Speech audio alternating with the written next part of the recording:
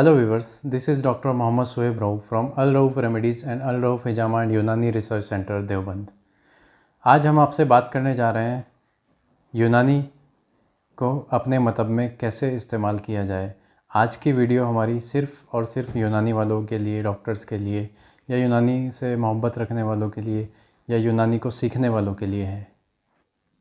दरअसल हम यूनानी या आयुर्वेदिक वाले हों या यूनानी वाले हों, अक्सर अपने मतब में यूनानी प्रैक्टिस या आयुर्वेदिक प्रैक्टिस को स्टार्ट नहीं कर पाते हैं, क्योंकि हमें सीखना ही नहीं मिल पाता है या हम सीखने की कोशिश भी नहीं करते हैं। हम सिर्फ हमारे ज़बान पे एक अल्फाज़ ये रहता है कि जितने हमारे हकीम जो या अतिब्बा आए वो अपनी कब्र में लेकर के अपने नुस्ख़ों को चले गए। तो आज हमारा जो टॉपिक है वो उसी से मुताल्लिक़ है कि हम अपने मतब में यूनानी को कैसे लागू किया जाए। छोटे छोटे नुस्ख़ों के ज़रिए हम अपने मतब में यूनानी को कैसे स्टार्ट कर सकते हैं। तो अब हमने एक टॉपिक लिया है जो सबसे ज़्यादा जनरल प्रैक्टिस में इस्तेमाल होने वाला जो मर्ज़ है, वो पेट की जो प्रॉब्लम है, उसमें सबसे ज़्यादा हम यूनानी को किस तरीके से लागू करेंगे। अगर हमारी ये वीडियोस पर आप लोगों के व्यूज़ अच्छे आते हैं तो फिर हम इसको आगे कंटिन्यू पार्ट्स इसके कंटिन्यू करेंगे इंशाल्लाह। तो इसमें सबसे पहले हमने टॉपिक लिया है आज का पेट की समस्या, यानी पेट की जो प्रॉब्लम्स होती हैं उनको हम यूनानी के ज़रिए, नुस्ख़ों के ज़रिए या मुफ़रदात या मुरक्कबात के ज़रिए किस तरीके से छोटे छोटे नुस्ख़ों के ज़रिए या दवाओं के ज़रिए उनको कैसे हल किया जाए। सबसे पहले इसमें आता है पेट की प्रॉब्लम्स में, सबसे पहले इसमें आता है कॉन्स्टिपेशन या कब्ज़ का हो जाना। कब्ज़ को हम सबसे पहले समझते हैं कि कब्ज़ किस वजह से होता है, इसकी क्या वजूहत होती हैं, फिर हम इसके नुस्खे और इसके इलाज के बारे में बात करेंगे। यूनानी के एतबार से बात करें तो हम जो कब्ज़ की एक वजह है वो आंतों में खुश्की का होना भी मानते हैं। तो ये खुश्की जो है किसी भी वजह से हो सकती है। कई बार दिमाग पे बहुत ज़्यादा दबाव होने की वजह से, स्ट्रेस होने की वजह से, टेंशन होने की वजह से भी ये मर्ज़ पैदा होता है। इसमें एक दूसरी जो वजह है कब्ज़ होने की, जो हमारा खान पान का सही ना होना, जंक फूड का हमारा ज़्यादा इस्तेमाल करना, या फिर सिर्फ़ गोश्त का ज़्यादा इस्तेमाल करना, सब्ज़ियों का इस्तेमाल ना करना, यानी कब्ज़ के सबब की आंतों में खुश्की हो जाना इसका सबसे बड़ा सबब है। तो आंतों में खुश्की को दूर करके हम इस सबब को दूर कर सकते हैं। आंतों में खुश्की की जो वजह है, एक स्ट्रेस यानी टेंशन भी एक वजह है, वो मैं अभी आगे डिक्लेयर करूँगा उसको कि वो स्ट्रेस की उसकी किस तरह वजह हो सकती है। तो इसी तरह और भी वजूहत हैं, जैसे जंक फूड का आजकल हम लोग ज़्यादा इस्तेमाल कर रहे हैं, गोश्त का आजकल हम लोग खूब इस्तेमाल करते हैं। सिर्फ़ गोश्त का इस्तेमाल करना, सब्ज़ी का या सलाद का इस्तेमाल ना करना, फ़ाइबर्स का फूड का इस्तेमाल ना करना, फ़ाइबरस फूड का, या पानी का इस्तेमाल कम करना भी एक कॉन्स्टिपेशन की सबसे बड़ी वजह है। आइए सबसे पहले जान लेते हैं कि कब्ज़ होता क्या है। अक्सर होता यह है कि मरीज़ आते हैं, उन लोगों को यही नहीं मालूम होता कि कब्ज़ हम बोलते किसको हैं, क्या उसमें होता है। तो कब्ज़ की मैं आइए आपको जो एक अलामत जो है वो बता देता हूँ। कब्ज़ किसको बोलते हैं। कब्ज़ जो है, अगर हमें एक हफ़्ते में 3 या उससे भी कम टॉयलेट यानी स्टूल यानी बराज़ का जो इखराज हो रहा है वो नहीं होता है, तो उसको हम कब्ज़ बोलते हैं। यानी किसी का पेट साफ़ नहीं हो रहा है तो उसको रोज़ाना नहीं हो रहा है तो उसको हम कब्ज़ बोलेंगे। एक दिन छोड़कर हो रहा है, कुछ लोग हैबिचुअल होते हैं कि एक दिन होता है एक दिन नहीं होता है, तो वो भी कब्ज़ है। रोज़ाना होना चाहिए पेट साफ़, सुबह उठते ही हो, या फिर किसी को आदत होती है कि शाम के वक्त होता है, किसी को आदत होती है कि चाय पीने के बाद होता है, पर होना रोज़ाना चाहिए। किसी किसी को अमूमन 2 बार भी होता है, पर एक बार तो दिन में कम से कम पेट साफ़ आपका होना चाहिए। आइए बात करते हैं नुस्ख़ों की। किस तरीके से हम मतब में या घरेलू नुस्खे अपनाकर या अपनी कुछ चीज़ें बनाकर या बाज़ार से बनी बनाए कुछ मुरक्कबात या कॉम्प्लेक्स मेडिसिन्स को ला करके कब्ज़ के मर्ज़ को दूर कर सकते हैं। तो सबसे पहले आते हैं, बात करते हैं मुफ़रदात यानी सिंगल मेडिसिन की। मुफ़रदात में हम इसमें बरगे सना का इस्तेमाल कर सकते हैं। बरगे सना जो है मुलय्यन, आंतों को मुलायम करने वाली या खुश्की को दूर करने वाली एक दवा है। इसके साथ में अक्सर बादियान यानी सौंफ का इस्तेमाल किया जाता है। 50 ग्राम बरगे सना, 50 ग्राम बादियान और 50 ग्राम इलायची, छोटी इलायची, ये तीनों को बना करके, एक सफ़ूफ़ बना करके एक हम अपने मतब में रख लेते हैं कई मरतबा, और मरीज़ों को इस्तेमाल कराने के लिए दे देते हैं। तो ये एक बेहतरीन नुस्ख़ा है, छोटा नुस्ख़ा है, घर में इजीली अवेलेबल है। इसी तरह गुलकंद, एक गुलाब के पत्तों को चीनी में या शहद में भिगो करके रख दिया जाता है धूप के अंदर कुछ दिनों के लिए, और धूप जब उसकी ऊपर पड़ती है तो फिर वो दोनों चीज़ें इजीली मिक्स हो जाती हैं। फिर उसको हम चमची से उसका इस्तेमाल करते हैं, तो वो भी कब्ज़ के लिए बेहतरीन, यानी आंतों को मुलायम करने की और कब्ज़ खुश्की दूर करने की एक बेहतरीन दवा है गुलकंद। इसी तरह आंवला का मुरब्बा या त्रिफला का इस्तेमाल किया जाता है। त्रिफला में 3 दवाएं होती हैं, इसको भी बना कर के हमें रख लेना चाहिए मतलब पर अपने। त्रिफला और भी स्किन डिजीज़ में भी बहुत मर्ज़ों में काम आती है, मगर त्रिफला जो ख़ास इस्तेमाल की जाती है वो की जाती है पेट के यानी खुश्की को दूर करने के लिए और कब्ज़ को दूर करने के लिए। इसमें 3 तरह की दवाएं होती हैं, हलेला, बलेला और आंवला। इसको हम इक्वल क्वांटिटी में भी इस्तेमाल करते हैं, 50-50 ग्राम तीनों लेकर के सफ़ूफ़ बना करके रख लिया।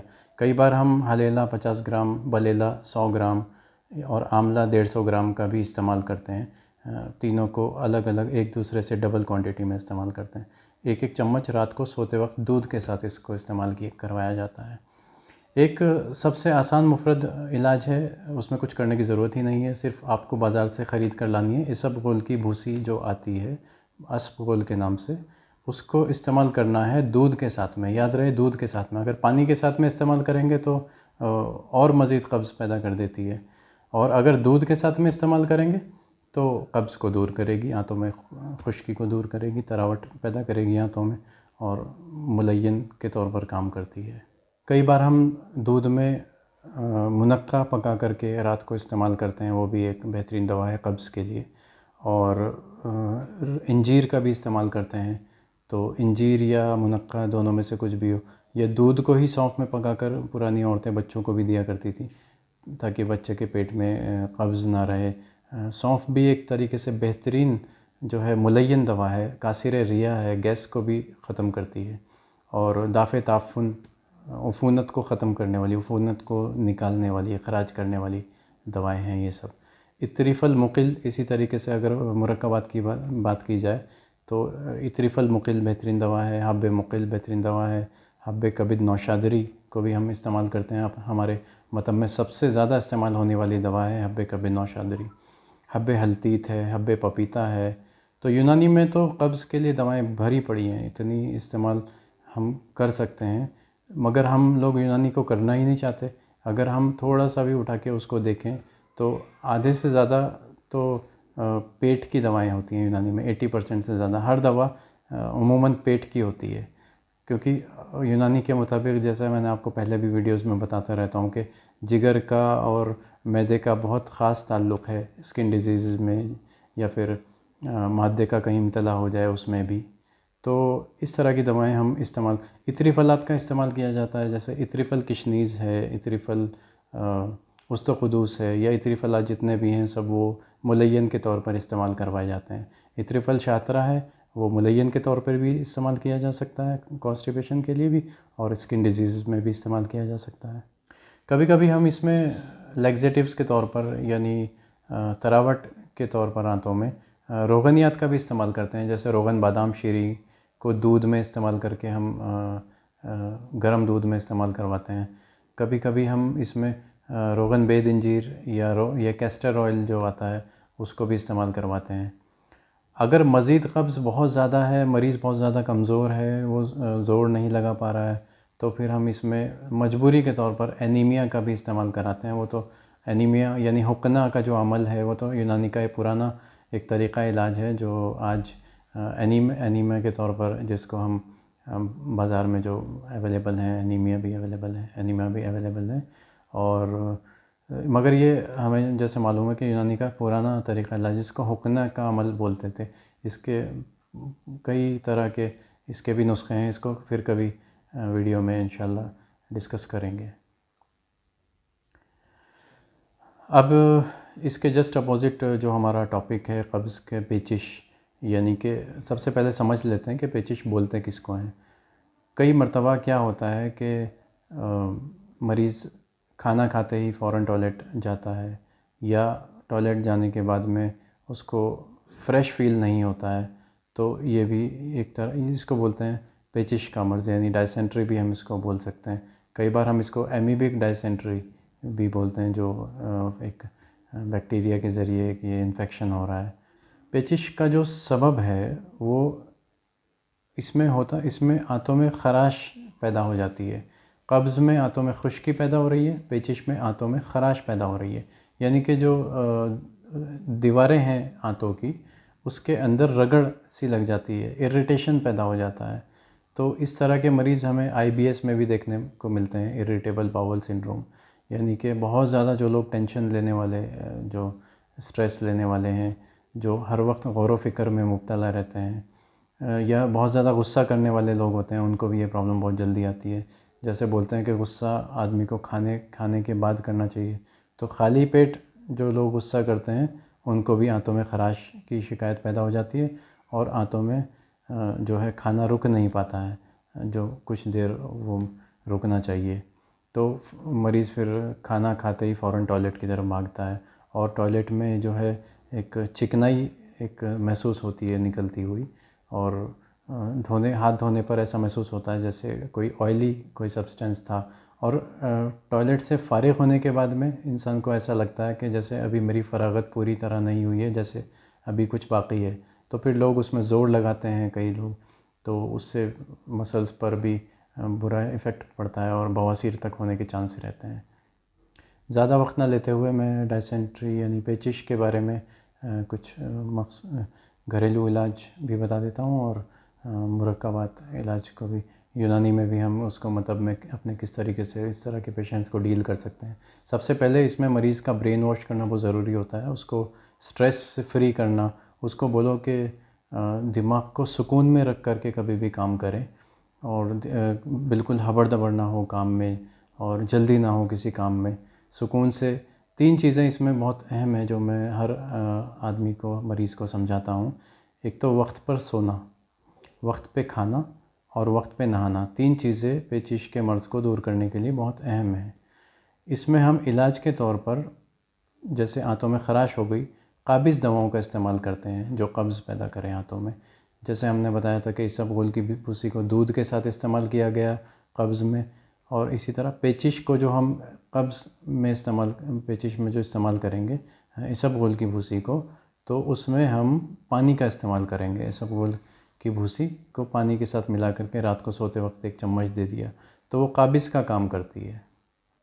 ज़ौफ़े अमा, यानी इसमें आंतों में जो तक़वियत होती है, वो जो रोकने की सलाहियत होती है वो भी कम हो जाती है। तो इसमें मुक़व्वी अमा दवाएं दी जाती हैं, यानी आंतों की क़ुव्वत को बढ़ाने वाली। जैसे माजून संग दाना मुर्ग दिया जाता है ख़ास करके।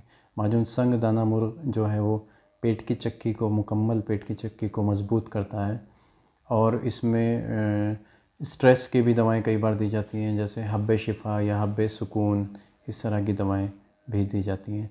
और मुक़व्वी के तौर पे हम मुरब्बा आमले का मुरब्बा, या जिगर की इस्लाह के तौर पर जवारिश आमला या मशरूब आमला का भी इस्तेमाल करते हैं।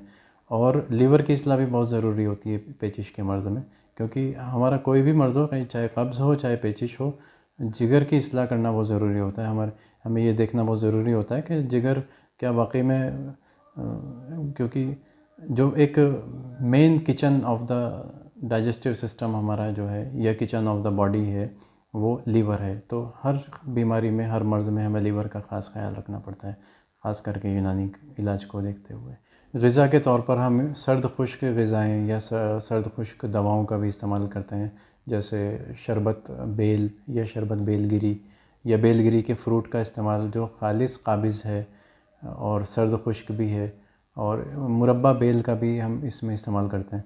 सबसे ज़्यादा इस मर्ज़ में जो फ़ायदा हमें मिलता है वो बेल से ही काफ़ी फ़ायदा मिलता है, फ़ौरन उससे तस्कीन मिलती है मर्ज़ में। और जैसे जूस मिलता है बेल का, तो वो भी उसमें काफ़ी फ़ायदा करता है। और मुरक्कबात के तौर पर जवारिश मस्तगी, यानी जो काबिज़ दवाएं हैं, वो उनको इस्तेमाल करना बहुत मुफीद रहता है। तीसरी प्रॉब्लम है पेट की गैस्ट्रिक ट्रबल्स, यानी गैस का पेट में बहुत ज़्यादा बनना। मरीज़ बोलता है कि खाना खाने के बाद फ़ौरन पेट फूलने लगता है, जैसे या अफारा आ जाता है। तो इसमें हम अपने मतब में सबसे ज़्यादा जो इस्तेमाल करने वाली दवाएं कासिर रिया के तौर पर हम दवाएं इस्तेमाल करते हैं, जैसे जवारिश कमूनी है, सफ़ूफ मुहज़्ज़िल है, हब्बे कबीर नौशादरी है, हब्बे तिनकार है। इस तरह की दवाओं को हम कासिर रिया के तौर पर इस्तेमाल करते हैं। नुस्खे की बात करें तो बादियान, ज़ीरा, इस तरह के जो कासिर रिया जो दवाएं हैं उनको हम इस्तेमाल कर सकते हैं गैस्ट्रिक ट्रबल्स के लिए। हाइपर एसिडिटी यानी तेज़ाब, जिसमें पेट में जलन होने की शिकायत मरीज़ करता है, उल्टी की शिकायत करता है, इसकी बात करें तो इसमें इसका जो कॉज़ है वो एसिडिटी का, एसिड का स्टमक के अंदर बढ़ जाना है। तो इसमें हम एसिड को न्यूट्रलाइज़ करने के लिए बेसिक दवाएं जैसे मुफरद के तौर पर बादियान यानी सौंफ है, किशनीज़ है और इलायची है, इस तरह की दवाओं का इस्तेमाल। दूध का भी इस्तेमाल हम घरेलू तौर पर करते हैं। और इसमें इसी तरीके से जवारिश आंवला है, सफ़ूफ खालिस आंवले के मुरब्बे का भी इस्तेमाल जो पुराने मरीज़ हैं उनके लिए कर सकते हैं। और इसी तरीके से सफ़ूफ किशनीज़ जैसे मैंने आपको बताया कि इन इलायची, सौंफ और धनिया, 3 चीज़ों का सफ़ूफ बना करके अगर घर पर या मतब में रखें भी एक बेहतरीन एंटासिड के तौर पर काम करता है। इसी तरीके से इसमें हम मशरूब आंवला का भी इस्तेमाल कर सकते हैं। कुर्स अल्कली जो एक बेहतरीन अल्कलाइज़र है, उसका भी हम इसमें हाइपर एसिडिटी में इस्तेमाल कर सकते हैं। इसी तरह के वीडियोस आप देखने के लिए अगर आपको ये चैनल और वीडियो पसंद आए तो प्लीज़ लाइक और सब्सक्राइब करें और हमारा हौसला अफजाई करें। और आगे अगर कोई आपको टॉपिक आप किसी बारे में कुछ यूनानी डिस्कशन चाह रहे हों, मतलब के इस्तेमाल के लिए कुछ दवाओं को पूछना चाहते हो तो प्लीज़ कमेंट में लिख दीजिए, ताकि हमें आगे हौसला मिले और आगे हमें ये रहे कि हाँ, हमारी बातों को सुना जा रहा है और समझा जा रहा है। Thank you very much.